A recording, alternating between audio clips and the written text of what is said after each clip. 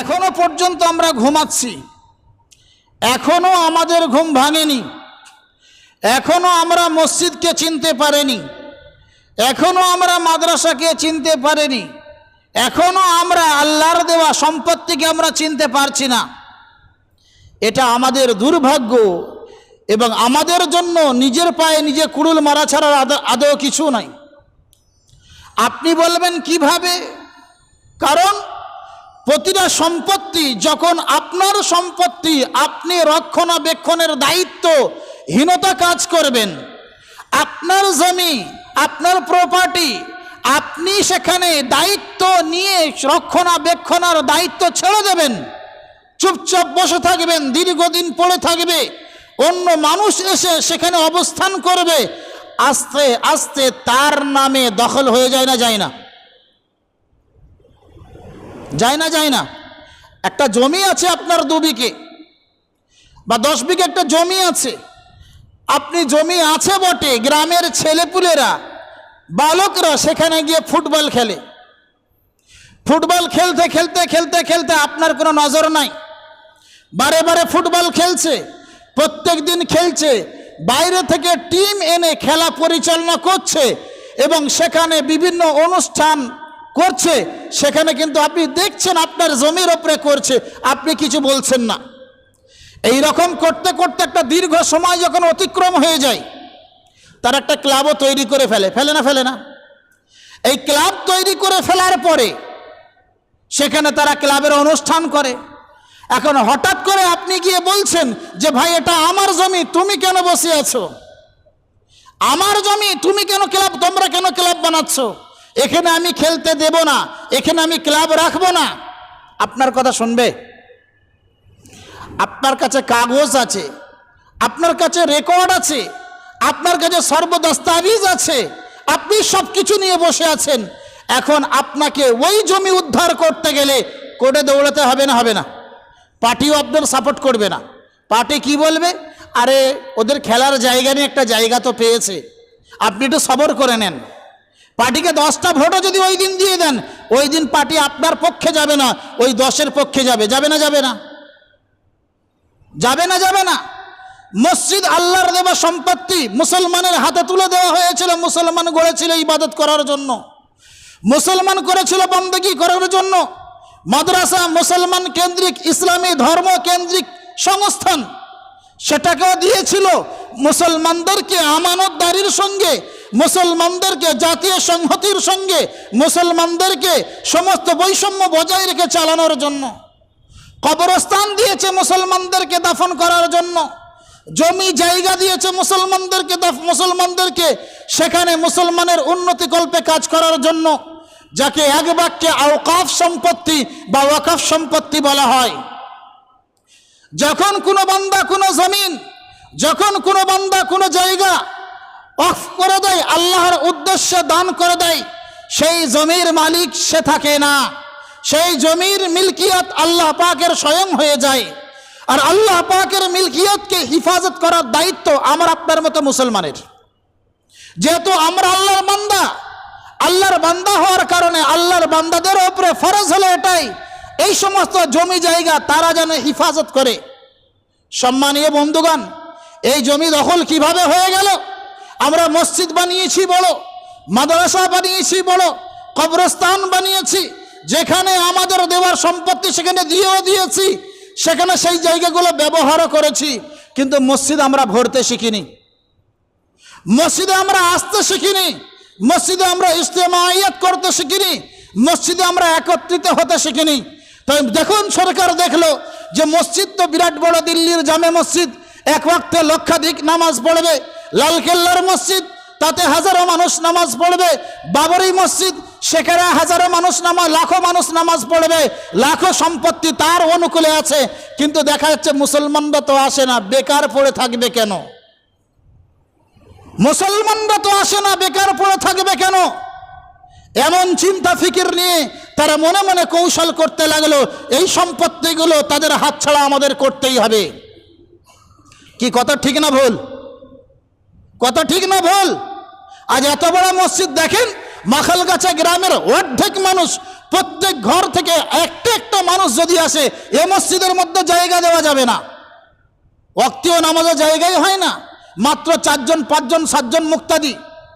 মাদ্রাসা তালিবুল ইলম থাকে বলে ভরে যায়, নতুবা এক কাতার মুক্তাদি, এক কাতারের মসজিদ কি এটা?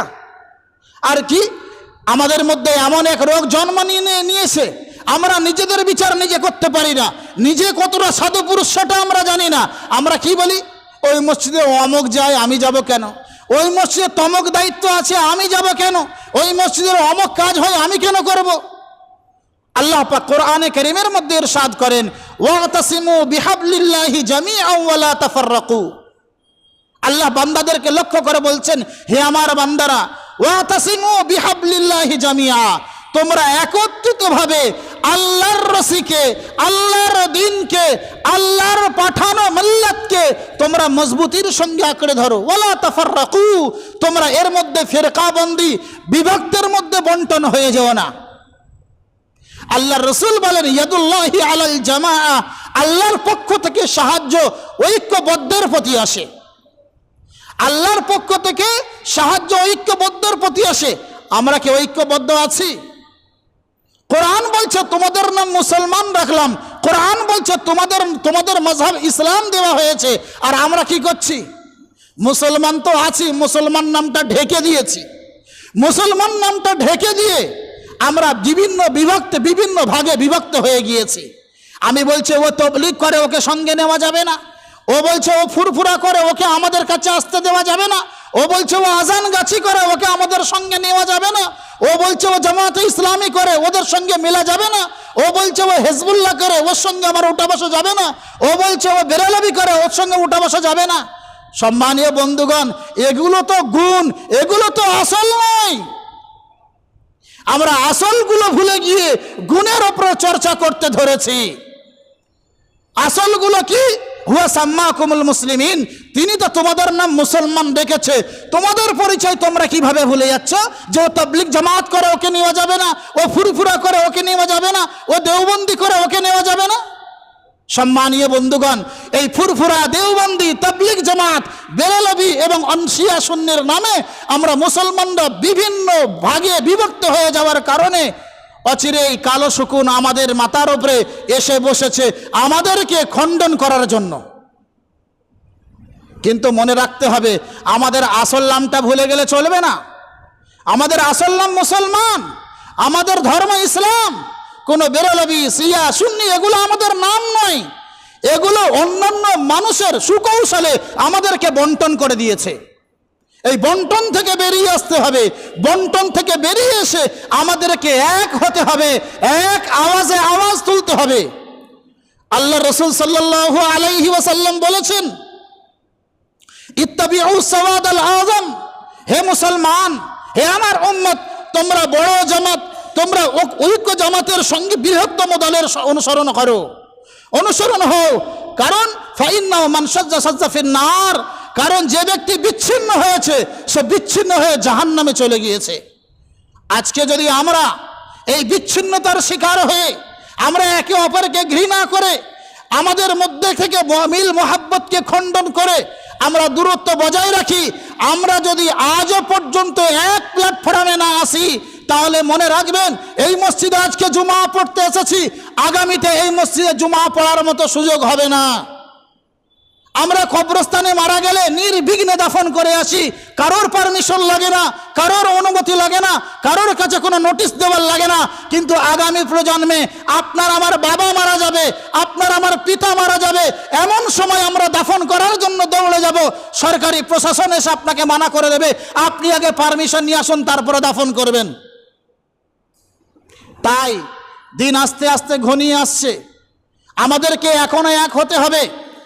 আপনারা প্রত্যেকেই জানেন, এই ওয়াকফ সম্পত্তির নামে যে বিল করেছিল তার প্রত্যাহারের দাবিতে ভারতের বিভিন্ন স্থানে, বিভিন্ন রাজ্যের বিভিন্ন স্থানে মুসলমান গর্জে উঠেছে। মুসলমান গর্জে উঠলে হবে না, ভিন্ন ভিন্নভাবে মুসলমানকে এক হতে হবে।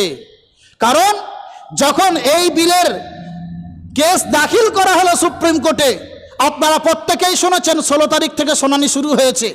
শুনানির প্রথম স্টেজে কথা কি বলা হয়েছিল আপনারা কি ফিকির করেছেন, গৌর করেছেন? চিন্তা করুন, তাদের কথাটা বড় সুন্দর, তাদের কথাটা খুবই মাধুর্য রাখে, খুবই তাৎপর্য রাখে, কিন্তু তাদের উদ্দেশ্যটা কত নোংরা ভালো করে দেখেন। সাইয়্যিদুনা আলী রাদিয়াল্লাহু তাআলা আনহুর যুগে সিফফিনের যুদ্ধের সময় মুতাজিলারা বলেছিল, মুতাজিলারা প্রকাশ্যে বলেছিল ইনিল হুকমু ইল্লা লিল্লাহ, এখানে কেবলমাত্র পৃথিবীতে হুকুম চলবে আল্লাহর। দাবিটা তাদের ঠিক ছিল, কিন্তু আলী রাদিয়াল্লাহু তাআলা আনহু প্রকাশ্যে বলেছিলেন কালিমাতু হাক্কিন উরিদা বিহাল বাতিলু, কথাটা তো সত্য কিন্তু এদের উদ্দেশ্যটা নোংরা। আমাদের আলী রাদিয়াল্লাহু তাআলা আনহু বলেছিলেন কালিমাতু হাক্কিন উরিদা বিহাল বাতিলু, কথাটা খুব সুন্দর বলেছে যে পৃথিবীতে রাজত্ব চলবে তো আল্লাহরই চলবে, পৃথিবীতে হুকুম চলবে তো আল্লাহরই চলবে। কিভাবে চলবে সেটা ওরা বলেনি, সেটা ওরা মনের মধ্যে লুকিয়ে রেখেছে। তদ্রূপ যখন বেঞ্চে প্রথম দাবি তোলা হলো এই বিল সম্পর্কে, বেঞ্চে যারা উপবিষ্ট বিচারপতি ছিলেন তারা সঙ্গে সঙ্গে বললেন বিভিন্ন ভারতবর্ষ, কয়েকটা রাজ্য নিয়ে ভারতবর্ষ, বিভিন্ন রাজ্যের বিভিন্ন জায়গায় বিভিন্ন রকম অকফ সম্পত্তি আছে, আর বিভিন্ন রাজ্যের বিভিন্নভাবে অকফ সম্পত্তিগুলোকে ব্যবহার করা হচ্ছে। সুতরাং ফাইসালা সুপ্রিম কোর্টে না রেখে বিভিন্ন রাজ্যের বিভিন্ন হাইকোর্টে দিয়ে দেওয়া যাক, হাইকোর্টে শুনানি হোক। আমাদের পক্ষ থেকে কপিল সিব্বল বলে যে উকিল আছেন, আইনজীবী আছেন, তিনি সঙ্গে সঙ্গে বলেছেন মহামান্য আদালত, আপনি মনে করবেন না যে আমরা পেটের দায়ে আপনার কাছে এসেছি। আমরা কমিউনিটি মুসলমান, আল্লাহর দেওয়া সম্পত্তির জন্য, যে সম্পত্তিটা আমাদের খরপোশের জন্য নয়, যে সম্পত্তিটা রক্ষা করা কেবলমাত্র আমাদের ইবাদত, তার ন্যায় পাওয়ার জন্য আপনার কাছে এসেছি। আপনাদের কাছে আমরা পিটিশন দাখিল করেছি, আপনি যদি এটাকে হাইকোর্টে বন্টন করে দেন তাহলে আমাদেরকে দুর্বল করা হবে, আমাদেরকে ন্যায় থেকে আমাদের ন্যায়কে খর্ব করা হবে। কথা ঠিক না ভুল? যখন এই সুপ্রিম কোর্টে কাল 16 তারিখে কতজন ছিল, একজন মহিলা উকিল, তিনি তার বর্ণনায় লিখেছেন যে সুপ্রিম কোর্টের ভিতরে 200-র অধিক উকিল ছিল, সেখানে মুসলমানের পক্ষে 73টা দরখাস্ত জমা করা হয়, 73টা কেস দায়ের করা হয়েছে। বাইরে কত লোক ছিল? বলছে বাইরে অসংখ্য লোক চোখের পানি বলাচ্ছিল, চোখের পানি ঝরাচ্ছিল যে আল্লাহ তোমার সম্পত্তিকে যদি আমরা রক্ষা না করতে পারি এটা আমাদের ব্যর্থতা ছাড়ার কিছুই নয়। আজ আমরা পশ্চিম বাংলার মুসলমান, মাখালগাছার মুসলমান, আমরা এখনো নাকে তেল দিয়ে ঘুমাচ্ছি, আর ওই আইনজীবীরা আল্লাহর দেওয়া সম্পত্তিকে রক্ষা করার জন্য সুপ্রিম কোর্টের দ্বারস্থ শুধু নয়, সুপ্রিম কোর্টের জাজদের সঙ্গে বিভিন্ন মোকাবেলার সম্মুখীন হচ্ছে। সম্মানীয় বন্ধুগণ, সুপ্রিম কোর্ট চাইলে 2 মিনিটে ফাইসালা করতে পারে, কারণ একজন পাগলও বোঝে মুসলমান কমিউনিটির সম্পত্তির উপরে হিন্দু কেন দখলদার হবে। কারণ হিন্দুদের যে ট্রাস্টগুলো আছে সেগুলো তো দখলদার কাউকে মুসলমানদেরকে দখল করতে দেওয়া হচ্ছে না। তার ট্রাস্টির মধ্যে যে সংগঠন আছে, যে কমিটি আছে, তার মধ্যে তো কোনো মুসলমান নাই। পাঞ্জাবি কমিউনিটিদের যে সমস্ত সম্পত্তি আছে তার মধ্যে তো কোনো মুসলমান নাই। শিখদের যে কমিউনিটি আছে তার মধ্যে তাদের যে ট্রাস্টি সম্পত্তি আছে তার মধ্যে তো কোনো মুসলমান নাই। তাহলে মুসলমানদের যে সম্পত্তিটা মুসলমানরা কেবলমাত্র আল্লাহর জন্য উৎসর্গ করে রাখে, এমন সম্পত্তিতে আমরা হামলা দেব কেন? আমরা হিন্দুদেরকে প্রবেশ করাবো কেন? সুপ্রিম কোর্টও ঠিক সেই প্রশ্নটা কেন্দ্রকে করেছে। আবার কেন্দ্র উত্তর দেওয়ার জন্য 5 থেকে 6 দিনের সময়ও নিয়েছে, কারণ সময় যখন নিচ্ছে মামলা উল্টো দিকে যেতে পারে, ষড়যন্ত্র অন্যদিকে যেতে পারে। সুপ্রিম কোর্টের উত্তর দিতে না পেরে সুপ্রিম কোর্ট বলেছিল, আচ্ছা আপনি বলুন হিন্দু ভাইদের যে সমস্ত সংস্থা রয়েছে, যে সমস্ত ট্রাস্টি রয়েছে, তার মধ্যে কি কোনো মুসলমানকে মেম্বার বানানো যাবে? এ প্রশ্ন ছুড়ে দিয়েছে। এ প্রশ্ন জনগণের ছিল। তাছাড়া যে সমস্ত অ্যাক্টগুলো পরিবর্তন করেছে সেই সমস্ত অ্যাক্ট সম্পর্কে শুনানি চলছে।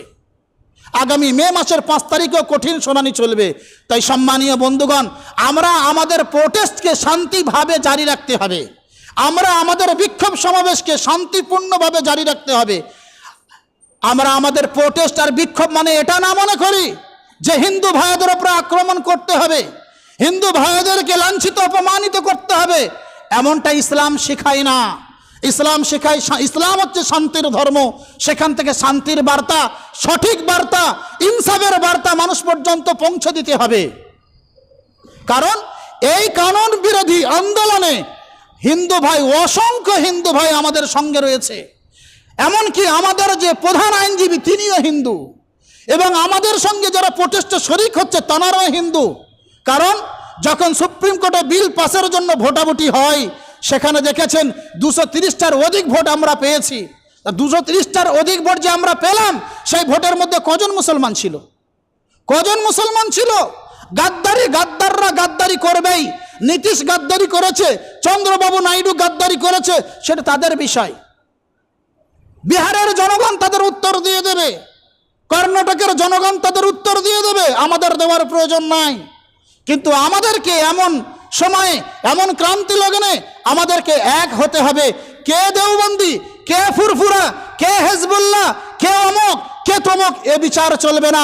আমরা সবাই মুসলমান, সবাই মিলে আল্লাহর বান্দা, আল্লাহর সম্পত্তিকে হিফাজত করতে হবে। আমরা সংবিধানের আর্টিকেল 14 14 নম্বর বিধানকে আমরা দেখি, সংবিধানের 14 নম্বর কানুনকে দেখি। 14 নম্বর সংবিধানে পরিষ্কারভাবে লেখা আছে, প্রত্যেক ভারতবর্ষ হচ্ছে গণতান্ত্রিক দেশ। গণতান্ত্রিক হিসাবে প্রত্যেক মানুষের নিজের জীবনযাপন করার অধিকার আছে, নিজের জীবনযাপন করার অধিকার আছে, নিজের ধর্ম পালন করার অধিকার আছে। আর্টিকেল 24, 25, 26, 29, 30 এই কটা আর্টিকেলের মধ্যে, এই কটা কানুনের মধ্যে বলা হয়েছে, সুতরাং প্রত্যেক জাতি, প্রত্যেক ধর্ম অবলম্বী মানুষ তার নিজের ধর্মস্থান বানাতে পারবে, তার নিজের ধর্মস্থানের নামে ওয়াকফ করতে পারবে, তার ধর্ম পালনে কোনো বাধা বিঘ্ন দেওয়া যাবে না। আজকে শিয়ালের কান্না কেঁদে ভারতবর্ষের প্রধানমন্ত্রী তথা স্বরাষ্ট্রমন্ত্রী বলছে, না, মুসলমানদের সম্পত্তি, ওয়াকফ সম্পত্তি মুসলমানরা আত্মসাৎ করে খাচ্ছে, আমরা সেইগুলিকে হিফাজত করার দায়িত্ব নিচ্ছি। আমরা তাদেরকে পুনরায় প্রশ্ন ছুটতে চাই, বাবরি মসজিদ যখন সুপ্রিম কোর্টে বিচার হয়েছিল, সুপ্রিম কোর্ট রায় বলেছিল যে বাবরি মসজিদ এটা মুসলমানদের সম্পত্তি, এতে হিন্দুদের কোনো নিশ্চিহ্ন পাওয়া যায়নি, কোনো চিহ্ন পাওয়া যায়নি, এটা মুসলমানদের সম্পত্তি, এটা ওয়াকফ সম্পত্তি।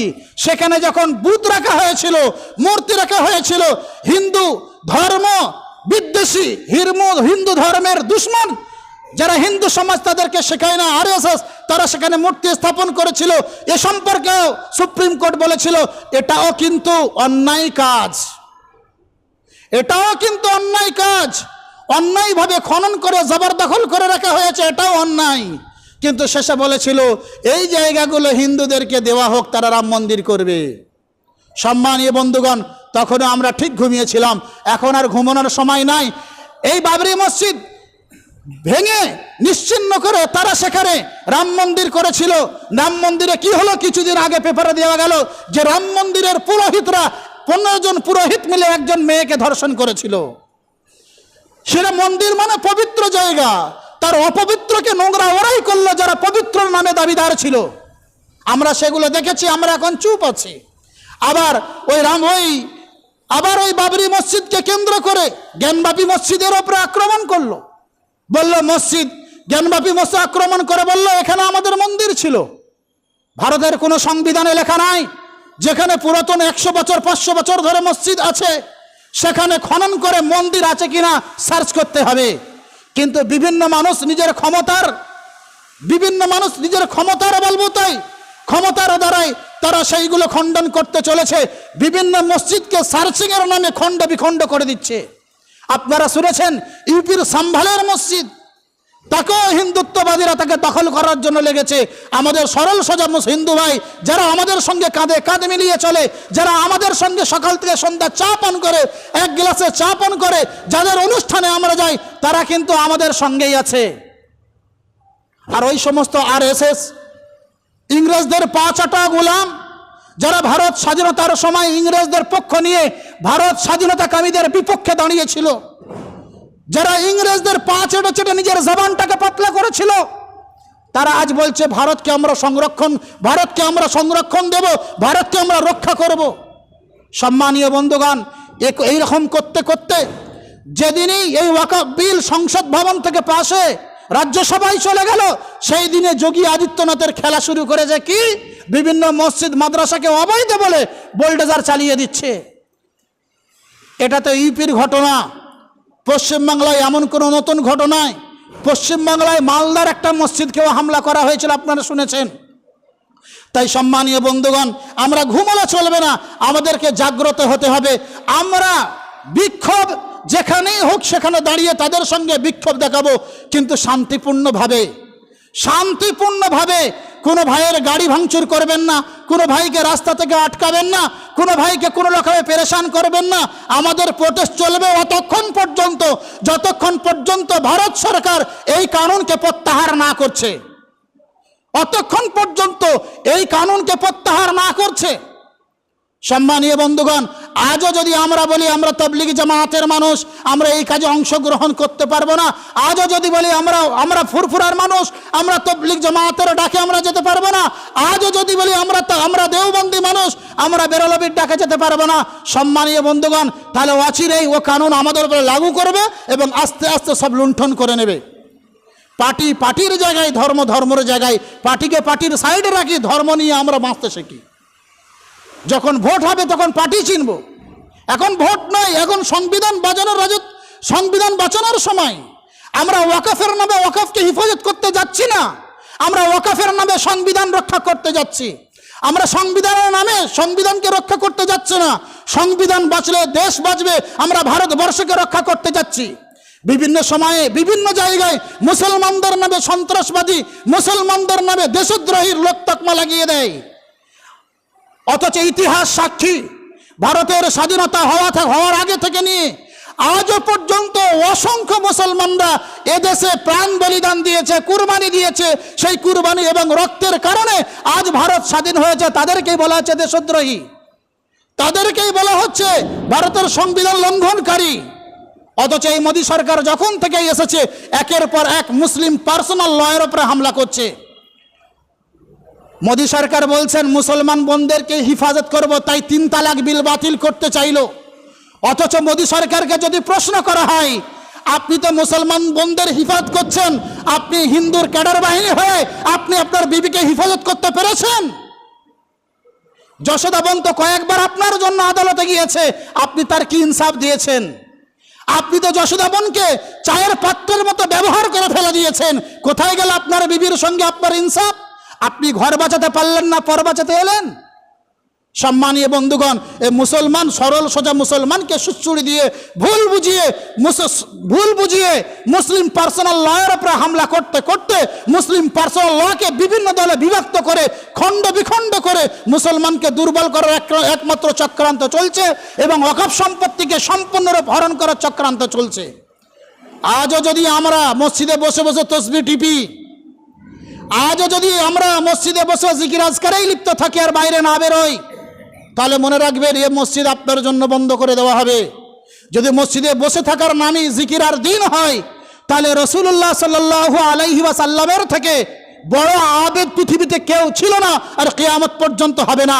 কিন্তু সেই রাসূলুল্লাহ যেমন মসজিদে নববী তামির করে মসজিদে নববীর তালিম ও তারবিয়ত করেছেন, তদ্রূপ অসংখ্য সাহাবায়ে কেরাম রাদিয়াল্লাহু তাআলা আনহুমকে নিয়ে বদরের যুদ্ধ কায়েম করেছেন না করেননি? যেমন তিনি খানকাহের পীরের বেশে ছিলেন, তেমন তিনি ময়দানের বীরের বেশে অংশগ্রহণ করেছেন। আল্লাহ নবী সাল্লাল্লাহু আলাইহি ওয়াসাল্লাম যে ওই সমস্ত মানুষ যারা ইসলাম ধর্মের মধ্যে বিষ ঢোকাতে চেয়েছিল, ওই সমস্ত মানুষ যারা ইসলাম ধর্মকে খর্ব করতে চেয়েছিল, তারা যে সময় মুসলমানদের মোকাবেলা করতে এসছে, আল্লাহর রসুল তাদেরকে দিফা করার জন্য বিভিন্ন যুদ্ধের মধ্যে অংশগ্রহণ করেছেন। সুতরাং আমরা যদি হাতে তসবিহ নিয়ে মসজিদের কোনায় বসে আল্লাহ আল্লাহ করতে থাকি, আল্লাহর পক্ষ থেকে সাহায্য আসবে না। আল্লাহর পক্ষ থেকে সাহায্য ওই সময় আসবে যখন আল্লাহর দেওয়া সম্পত্তিকে আমরা হিফাজতের নামে ও মসজিদ ছেড়ে সেখানে গিয়ে অবস্থান করব। এর অর্থ এটা নয় যে মসজিদ ছেড়ে সেখানে অবস্থান করে নামাজগুলোকে গায়েব করে দিতে হবে। কারণ আমাদের চেষ্টা চলবে, সাহায্য আসবে আল্লাহর পক্ষ থেকে। আমরা দেখা যায় বিভিন্ন প্রোটেস্টে নামাজ আমাদেরকে ছেড়ে দিয়ে সেখানে বসে থাকতে হয়, এমনটা নয়। নামাজের টাইম এলে নামাজ পড়ে নিতে হবে। কারণ আল্লাহর সম্পত্তিকে যখন আমরা হিফাজত করার জন্য আমরা প্রোটেস্ট করছি, আল্লাহর সম্পত্তিকে হিফাজত করার জন্য যখন আমরা বিক্ষোভ করছি, ঠিক এমন সময় আল্লাহর ইবাদতটা ভুলে গেলে হবে না। কারণ চেষ্টাটা আপনার পক্ষ থেকে থাকবে, মদতটা আল্লাহর পক্ষ থেকে থাকবে। তাই আল্লাহর পক্ষ থেকে মদতকে নিজের দিকে আনতে গেলে আল্লাহ তাআলার ইবাদতকে ভুলে গেলে চলবে না। ইবাদত করতে হবে, তার সঙ্গে সঙ্গে প্রচেষ্টা চালাতে হবে। আমরা জানি রাসূলুল্লাহ সাল্লাল্লাহু আলাইহি ওয়াসাল্লাম যুদ্ধের ময়দানে গিয়েছেন, কুফফারদের সঙ্গে কঠিন লড়াই হচ্ছে। এমন লড়াই হওয়ার পরেও সেখানে নামাজের হুকুম এসে গেল, নামাজ পড়তে বলা হলো। তখন বলা হয়েছিল সালাতুল খৌফ নাজিল করা হলো, এবং আল্লাহর নবী সাল্লাল্লাহু আলাইহি ওয়াসাল্লাম এই মুসলমান সাহাবীদেরকে দুই ভাগে বন্টন করে এক ভাগকে ময়দানে নামিয়ে দিয়ে আর এক ভাগ যুদ্ধের মধ্যে নামাজের মধ্যে দাঁড়িয়ে গিয়েছে। এক ভাগ দুশমনদের সঙ্গে লড়াই করছে, আর এক ভাগ তার জন্য সাহায্য চাইছে। আবার তাদের নামাজ শেষ হওয়ার সঙ্গে সঙ্গে সমস্ত কিছু রেখে হাতিয়ার ধরে যুদ্ধের ময়দানে ঝাঁপিয়ে পড়েছিল।